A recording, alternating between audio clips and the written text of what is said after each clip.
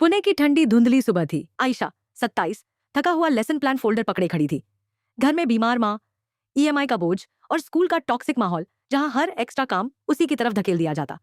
उसकी दुनिया में एक ही इंसान था जिस पर वो आंख बंद करके भरोसा करती थी, उसकी बचपन की दोस्त रिया। साइंस इनोवेशन फेस्ट का ऐलान होते ही आयशा ने पूरी जान लगा दी। कई रातें जागकर उसने एक ब्रिलियंट हाइब्रिड लर्निंग मॉडल बनाया, स्केचेस, प्रोटोटाइप्स, रिसर्च, सब कुछ खुद। उसे लगा इस बार उसकी मेहनत पहचानी जाएगी, लेकिन अगले दिन नोटिस बोर्ड पर ट्रॉफी के नीचे चमकता सर्टिफिकेट देखकर उसकी सांस रुक गई। बेस्ट इनोवेटिव प्रोजेक्ट मिस रिया सेनेसे। उसका आइडिया, उसकी यूएसबी, उसका सपना, सब रिया के नाम पर। आयशा ने कांपती आवाज में पूछा, रिया ये कैसे? रिया ने कैजुअली हंसकर कहा, आयश तुम हमेशा इमोशनल हो जाती हो, मॉडल तुम्हारा अधूरा था, मैंने बस उसे बचा लिया। प्रिंसिपल को वो मेरा लगा तो व्हाट्स द हार्म।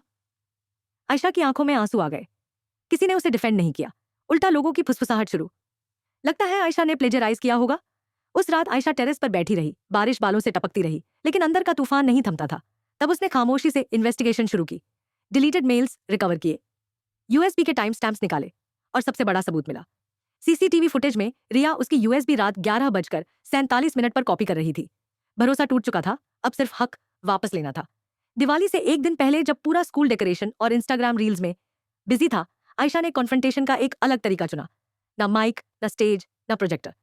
उसने काम वॉइस में एक वॉइस नोट रिकॉर्ड किया, पूरी कहानी बिना किसी का नाम लिए, लेकिन सॉलिड प्रूफ और टाइम स्टैम्प्स के साथ। फिर उसने इंस्टाग्राम पर एक कैरोसेल डाला। पहली फोटो आयशा का ओरिजिनल मॉडल, दूसरी ट्रॉफी पर रिया का नाम, तीसरी यूएसबी मेटाडेटा, चौथी सीसीटीवी स्टिल तार, पांचवी उसके वॉइस नोट के साथ एक लाइन, मेहनत चुराना टैलेंट नहीं, कैरेक्टर की कमी है। 20 मिनट में पोस्ट वायरल हो गई, पेरेंट्स व्हाट्सएप ग्रुप्स तक पहुंच गई। माँ बाप ने सवाल दागने शुरू किए, हमारे बच्चों को कौन वैल्यूज सिखा रहा है?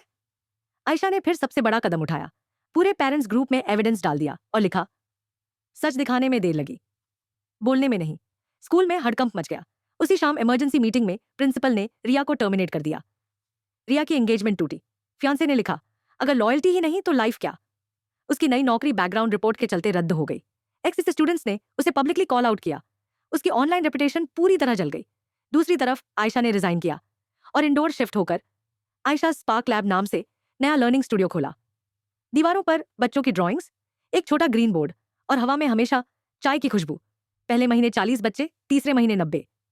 पेरेंट्स कहते, मैडम बच्चे पहली बार पढ़ाई एंजॉय कर रहे हैं। आयशा बालकनी से ढलता सूरज देखती और सोचती, जिंदगी उसे वहीं वापस ले आई जहां उसकी पहचान चमक सकती थी। और उसी रात उसने डायरी में एक आखिरी लाइन लिखी, जो मेरा हक छीनने चले थे आज वहीं अपनी पहचान ढूंढ रहे हैं।